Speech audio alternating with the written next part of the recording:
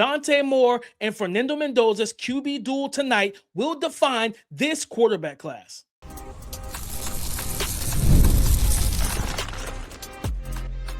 You are Locked On NFL Draft, your daily podcast covering the NFL Draft. Part of the Locked On Podcast Network, your team every day. Welcome back to the Locked On NFL Draft Podcast, your daily podcast covering your favorite draft prospects, part of the Locked On Podcast Network, your team every day. I'm your boy, Damian Parson. I'm an NFL draft analyst with Bleacher Report. That's my guy, Keith Sanchez. He's a director of scouting with the Draft Network and national champion with the 2019 LSU Tigers. And as always, thank you for making Locked On NFL Draft your first listen today and every day. Shout out for being our everyday, as we have a big game tonight in the semifinals of the college football playoffs. Part 2 of Oregon versus Indiana, QB1 versus QB2, or is this the battle for QB1 between Dante Moore and Fernando Mendoza? So we're going to get into that discussion between the two quarterbacks, talk about those defensive prospects to watch and who needs to show up in the key matchups that can determine who wins this game and goes to the national championship. But before we get into that, today's episode is brought to you by FanDuel.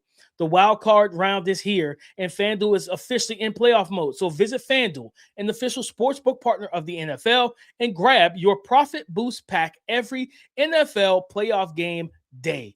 Keith, Dante Moore, Fernando Mendoza. I got one question. I want to rip the Band-Aid off. There's a lot of other offensive prospects to talk about, but these are the two guys, the cash cows. Who needs this game more, Keith? Who needs it more for their NFL draft stock, Fernando Mendoza or Dante Moore? DP, my bold statement to that question to be is Fernando Mendoza cannot afford to play bad in this football game. And the reason being is this, that right now he sits atop of the draft board, right? We have the Las Vegas Raiders. He's supposed to be the number 1 overall quarterback. Fernando Mendoza has put together a really good resume, right? When we talk about David slaying Goliath, going against all of the top performers, right? We talked about Ohio State. We talked about the Oregons, right? With teams that we thought was going to knock Indiana off. And he went to Oregon, beat them. He beat Ohio State in the Big Ten championship game, and we're still, and there's a consensus of still question marks about, is Fernando really the guy? The guy that people believe in is Dante Moore. That's the guy he's facing, right? So I can see that there would be a situation where if Fernando throws for 2 touchdowns and 1 interception, 200 yards, but Dante Moore throws for 350 yards and 3 touchdowns, everybody's going to be like, you know what? I told you so, right? I told you Dante Moore is the better quarterback. So I don't think Fernando Mendoza can afford to have an average football game. He has to play well.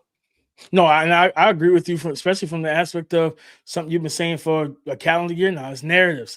People saying things like, oh, I like that guy. Like, you never met that guy. You don't know this guy. You know what I mean? So instead of liking the game and how they play and the traits and the mental traits, and that's something I think we need to start kind of coining mental traits, not just when you say traits, you're like, yeah, the physical traits, arm talent, mobility, athleticism, but it's the mental traits as well.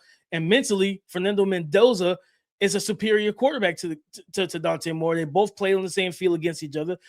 Dante Moore in that game was, I think he completed 60, right, a little over 60% of his passes, 61.8, 186 yards, 1 touchdown, 2 interceptions. His yards per attempt were 5.5 yards in that game, and he was at home.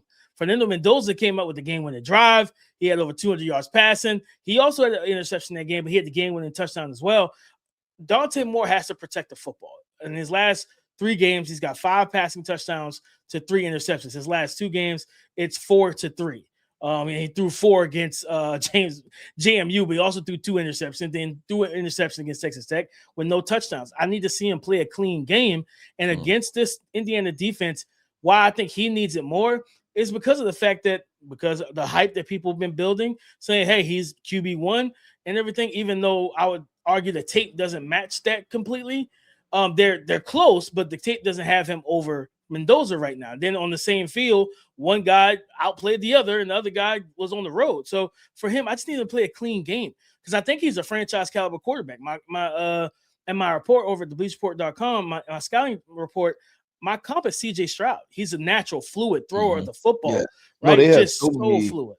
They have so many similarities, and that's why I remember watching them early in the year. I was like, the guy kind of, I didn't want to jump off, and just go with these. I was like, he kind of reminds me of CJ a little bit, but like the more they play or the more he plays, you can see it. I'll say that he may be a better mover than what CJ was. I think he may be a better athlete. And not saying he's a top tier athlete, but just a more fluid mover. Yeah, and I think they both do this very similar things, like the evade pressure, get out, but they're not getting out of the pocket to run. They're getting out of the pocket, keeping their eyes downfield, looking to throw the ball downfield because it's a scramble drill. CJ Stroud's done it multiple times for the Texans over his first 3 years in the league, and Dante Moore does the same thing, right? And then also if he climb the pocket and maneuver out and stuff like that. So I want to just see him protect the football, handle the post snap coverage changes better. Indiana confused him. They made him hold the ball the first game because he would think it's cover 2. It's actually cover 3 or quarters or what he thought, whatever he thought it was pre-snap. Kurt Signetti had that same look on his face, no smile, just staring. Nope, this is cover 2. This is cover 4. This is cover 6. And you saw a young quarterback who hasn't started a lot of games. You saw Dante Moore look confused, and he held the ball, and he's trying to figure out, well, what are they running right now? Because I thought it was one thing, but now it's a different thing. I want to see him handle that better. I want to see both of these quarterbacks. This is your second time facing the opposing defense. You've already seen it. You know Mateo Uyunglele. You know D'Angelo Pons is out there. You're not caught by surprise. Start faster in this game. I'm not saying you got to be some 45-42 shootout, but start faster. Both of you. Like Fernando start faster. Dante Moore start faster. I want to see the quarterbacks play better and not be stifled so, not even just early. They were stifled for most of the game. You know what I mean? Like it shouldn't take to the last drive to see Indiana's passing offense really take off, right? Now, don't get me wrong. Fernando was masterful on that last drive, right? But still, yeah, I want to see both of these quarterbacks start fast, Keith. And the guy I think that would benefit from Dante Moore starting fast is Kenyan Sadiq. Like, I want to see Kenyan Sadiq get the ball. I want to see him get the ball early. Test Aiden Fisher and those linebackers and Amari Farrell and Lewis Moore, the safeties. Test these guys, right? Let Kenyan Sadiq work the middle of the field and by the eyes, pull the eyes and the gravitational pull of the safeties, where you could then try and attack D'Angelo Pons with the Malik Benson that explode. I think he ran like a 10-4 coming out of high school in the 100-meter dash or something like that. He's got legitimate speed. I want to see them find a way to get some chunk plays against this Indiana defense. I think Kenyan Sadiq and Malik Benson could be a very good, if you use them right, you can get those big plays down the field. Yeah, with Kenyan, I would say this, and why he should be important is that he, outside of Dante Moore, right? He's probably the best prospect, right? As far as draft prospect. And I always believe, no matter what level of football you're talking about, get the football in your best player's hands, right? And Kenyan Sadiq could be the guy that Indiana doesn't have an answer for. Like, how do you have an answer for 6'5, 245, 250 pounds, right? That's built like that runs that way, right? There's not a lot of answers for that potentially in the NFL. So right. Ball in his hands real quick. I'm gonna go with the one guy. He had I wouldn't even say a breakout game, but I would say a statement game. Elijah Sarratt, the first time they played, the wide receiver for Indiana, he just made some plays, right? Like it was Fernando getting him the football in one-on-one situations, and he was like, "I'm a grown man, right? I'm coming down with this football." So I'm looking at Elijah Sarratt also as a guy that can make some plays. And real quick to your Kenyan Sadiq point, in the first matchup, he was targeted 4 times, 2 catches, 21 yards. Yeah, you got to have can't happen. You got to have a bigger impression on this game receiving wise.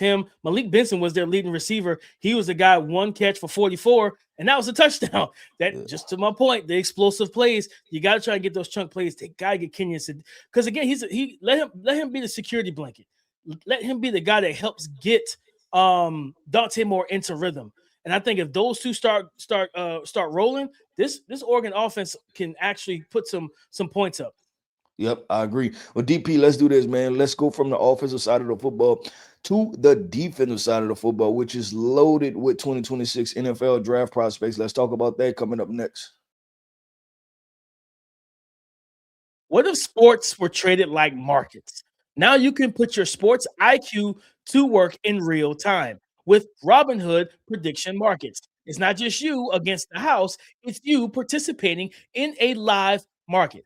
You can buy or sell positions live all game long. Use your sports knowledge in the moments that matter. Robinhood prediction markets changes the game. It's people moving the action, so when the momentum shifts, you can move with it. I always knew the game, but never had a dynamic way to apply that knowledge. Now I can actually take part live in a market powered by people. You're no longer just a spectator. Play by play, you decide. Treat every play with Robinhood, now available across the U.S. Download the Robinhood app now to begin. Futures and cleared swaps trading involves significant risk and is not appropriate for everyone. Event contracts are offered by Robinhood Derivatives LLC, a registered futures commission merchant and swap firm.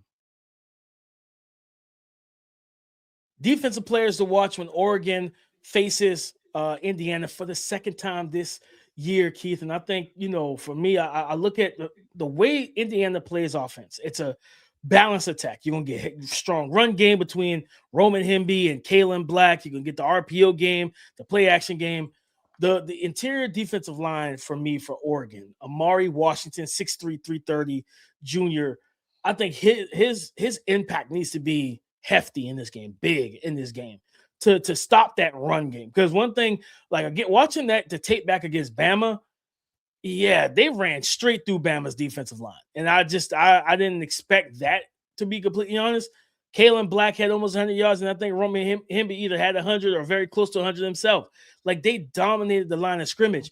Oregon's D-line has to come to play. Amari Washington, key matchup, but him versus Pat Coogan, the center for Indiana. If they get that one-on-one, I need Amari Washington to be able to reset the line of scrimmage, push him back, create penetration in the backfield, and force these running backs to make quick, decisive, and elusive moves before they can hit a rush, a running lane or a gap. They have to evade you first. Make them have to evade either running into the back of their offensive lineman or tripping up because you created that much penetration. Amari Washington, again, 6'3", 330, plays that one of the defensive tackle spots for Oregon, because Bear Alexander is going back to Oregon, and he'll into next year's draft for 2027. Yeah, 6'3", 330. I need you to play just that big in this game. Yeah, I'm gonna go with Oregon safety Dillon Thieneman, and see how he plays, right? Just because. And this is going to be a game of IQ, right? Because Fernando has shown that he's a smart quarterback, right? And are you going to be able to show certain things, right? And then move off of them, right? Is there going to be some post-snap situations that you get into? But it's going to be that, and it's going to be the run game, right? Because like you said, Roman, Hemby, Black, they're going to come downhill and tote the rock. So is he going to be able to step up and make some plays? So he's going to be a key piece, I think, in both facets, right? Both the run game and in pass coverage. He's going to be a very important part. And obviously he's a safety that the draft community spoke highly of preseason. And I think he's had a steady year this year. So I'm going to be checking him out.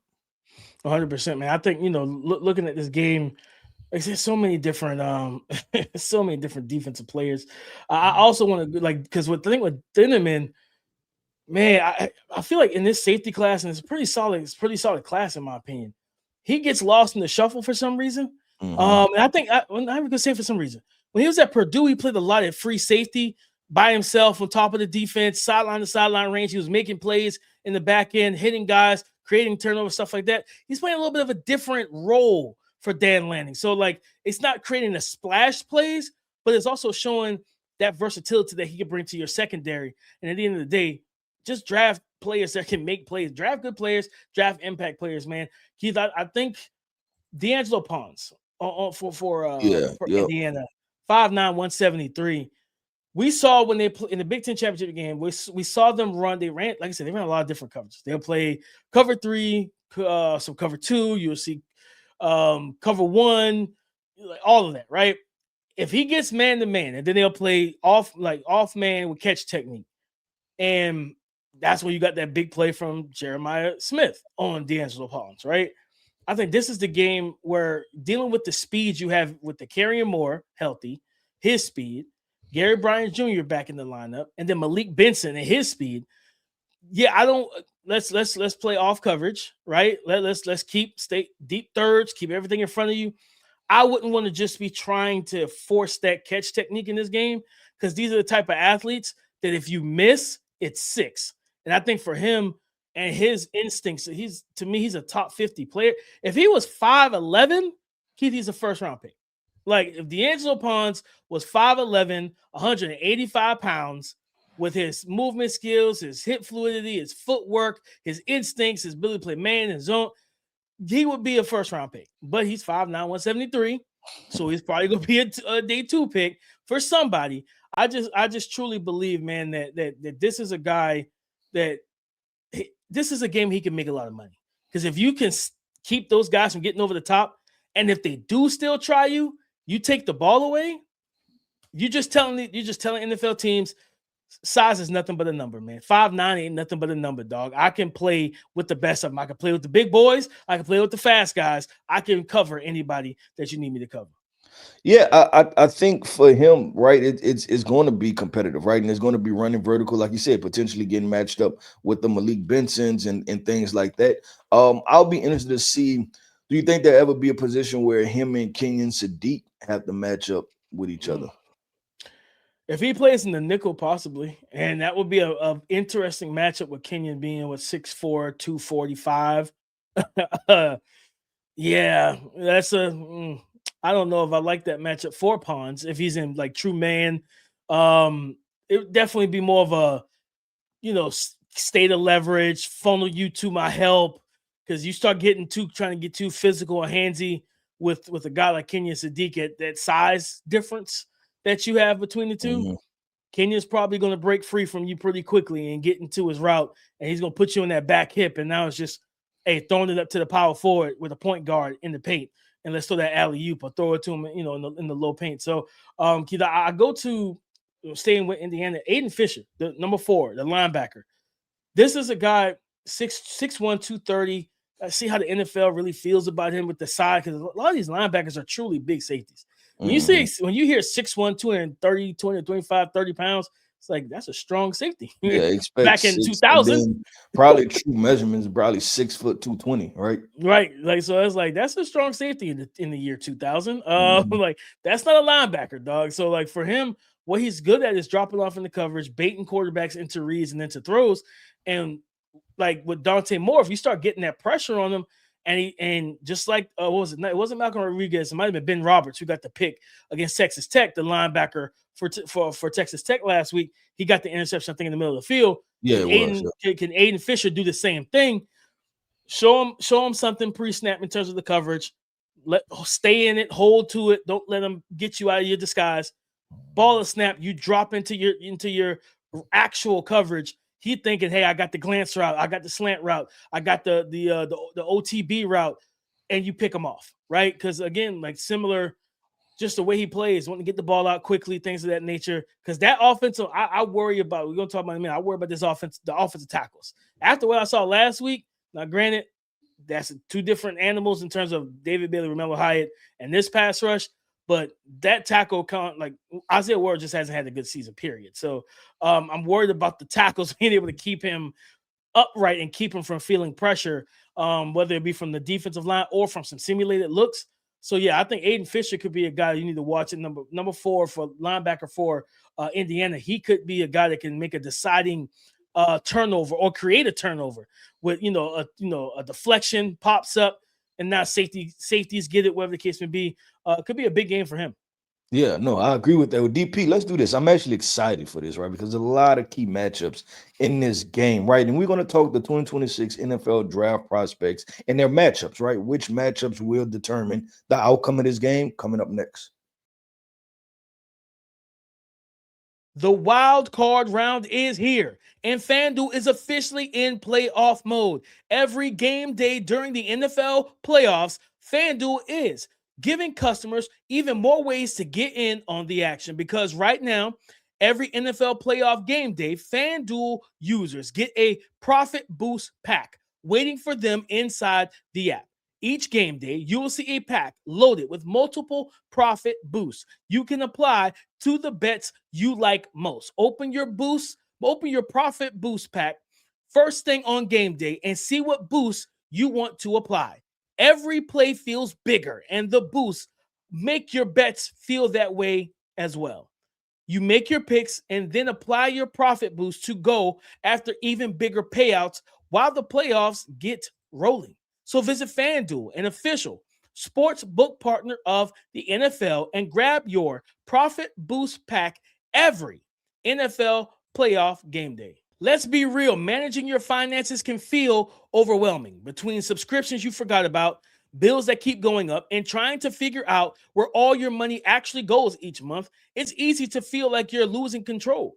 And who has time to track every transaction or hunt down hidden fees? That's where Rocket Money comes in, the personal finance app that helps you take control. It finds and cancels your unwanted subscriptions, monitors your spending, and helps lower your bills so you can grow your savings.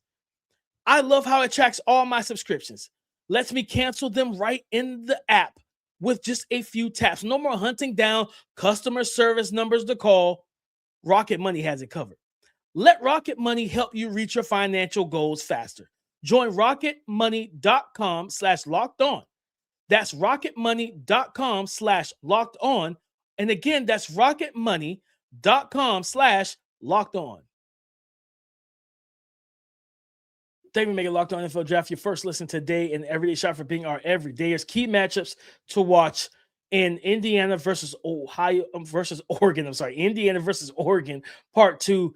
Keith, I go to that matchup of Elijah Sarratt versus the freshman corner, Brandon Finney Jr., 6'2", 203, the true freshman who's played some good ball. He had 2 interceptions last week against Baron Morton. This is a different animal that he's facing in terms of receivers. I went back and watched the tape of the first game. Sarratt was able to get open quite a bit in that game. And Sarratt is just a savvy vet and knows how to get to his spots. It's just like basketball, right? That guard or that ball handler that knows, you know what, I want to get to the mid-range. And I know how to get to the mid-range. It reminds me of Keenan Allen so much. 100%. 100%. I think that's my comp from in my report is Keenan Allen. So I think that matchup is going to pay dividends, right? They match up physically, right? Because Elijah Sarratt 6'2", 215, and then like I said, Brandon Finney Jr. is 6'2", 203. So height wise, it's they're even, right? And I think for me, it's like, okay, can you get the back shoulder fade if he is? Because Finney, watching the tape, he's a little bit stiffer than I thought he would be because he's a taller, he's a bigger frame too, well filled in. So hey, if he's in your hip pocket, Sarratt, this is a guy that has the same size and height with you. Can you still win that contested catch? Can you still win that back shoulder fade? Or if you throw the fade ball, period, can you win that against a guy that matches up well with you? And Fernando Mendoza finding that matchup.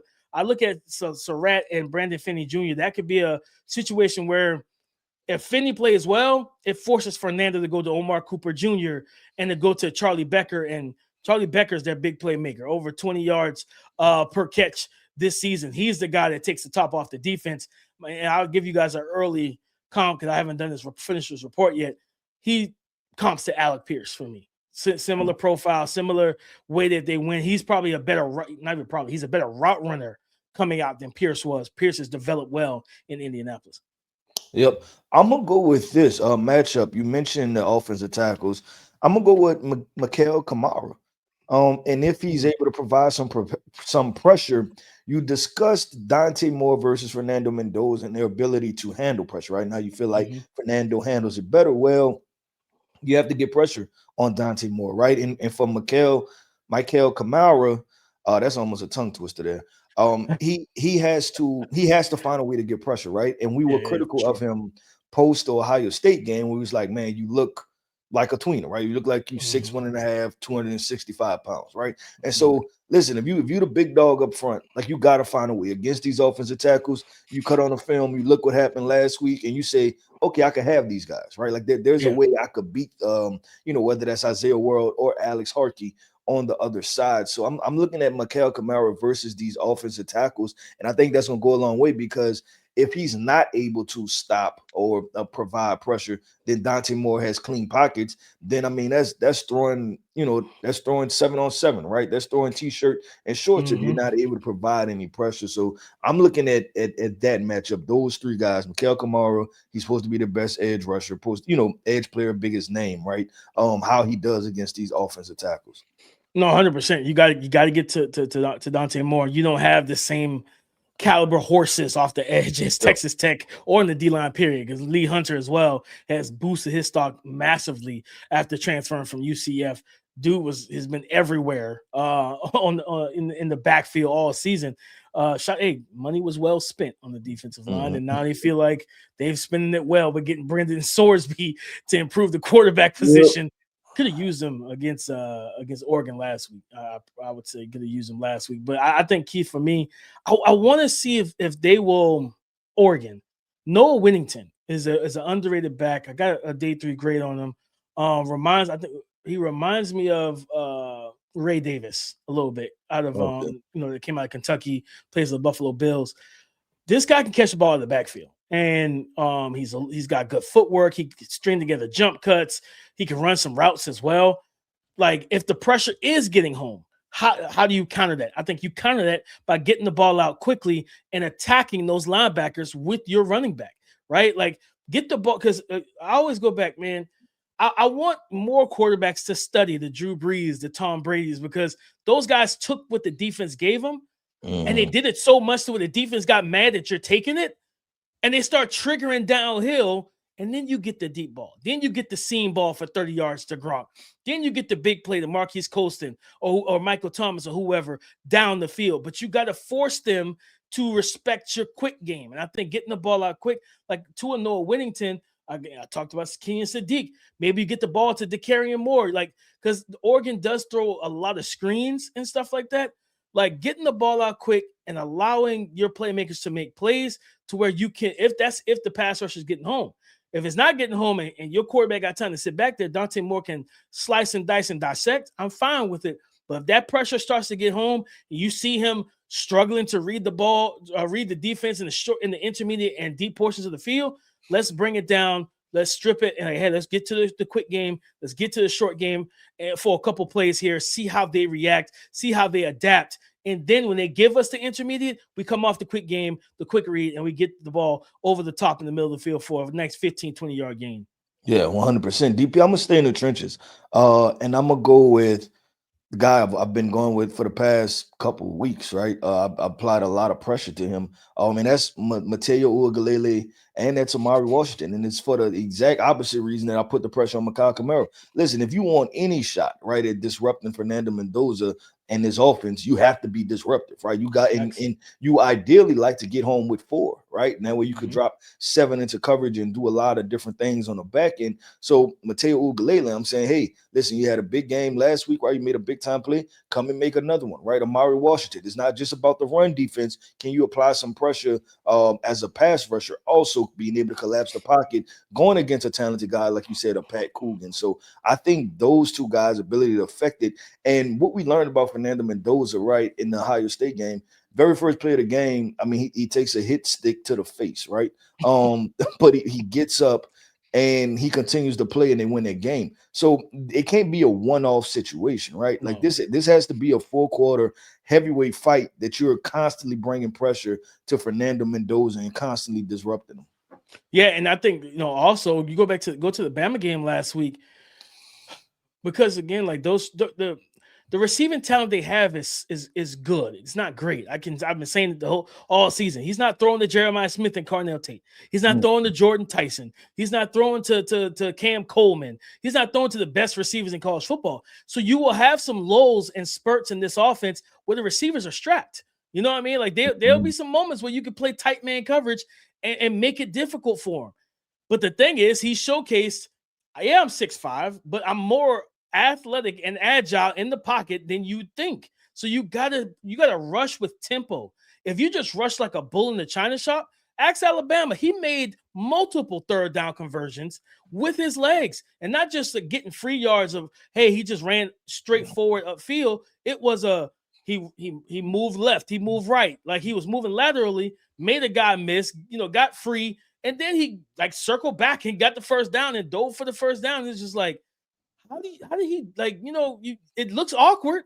You know what I mean? It looks very awkward with his height and his long legs. I think, it might have been Kirk Herbstreit. He said it looks like a newborn calf or whatever when he runs. And I'm like, that's kind of accurate. You know what I mean? Like, it's very awkward, but still yet he makes the play. So you got to be tempoed and paced as a rusher So, yeah, because again, what did Ohio State do? They pulled Arvell Reese and Sonny Styles, and they spied him.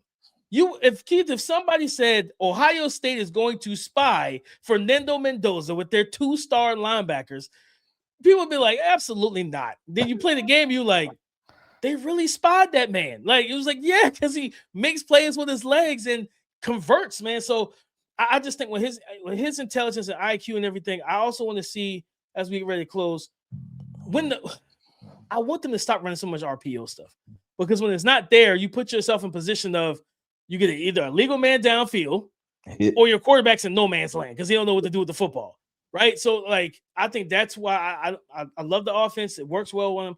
But, like, let's make this the stuff we saw in these game-winning drives where it's no RPO. It's just straight drop back. Let's see a little more of that in the end. Let's get a little, I think it's a Shanahan that's calling plays. Mike Shanahan, I can't remember the OC's name. But the OC is a Shanahan.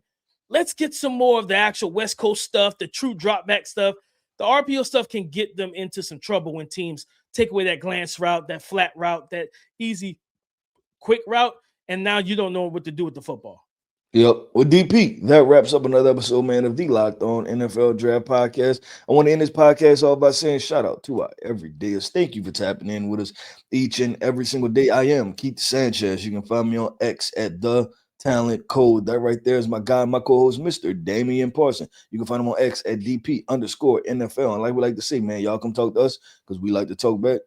Go subscribe and follow for free on YouTube, wherever you listen to podcasts, to get the latest episode as soon as it is available. On Monday's show, we're going to recap the action from both of these college football playoff games. So come and join the conversation again tomorrow on the Locked On Podcast Network, your team every day.